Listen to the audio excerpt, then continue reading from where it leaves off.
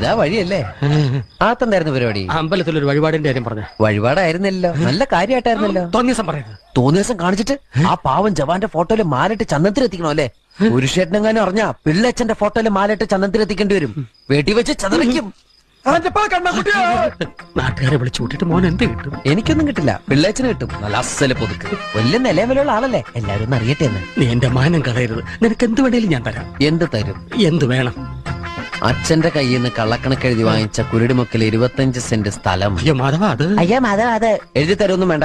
അവിടെ ഇത്തവണ എനിക്ക് വിത്തിറക്കണം, അതെന്റെ ഒരു മോഹം. ഞാൻ പടവലം ഇട്ടിരിക്കുക. ആയിക്കോട്ടെ, അത് വിറ്റ് കഴിഞ്ഞാൽ എനിക്ക് വിത്തിറക്കാലോ. ഇറക്കാം. ഉറപ്പാടാം. പോകാൻ വരട്ടെ.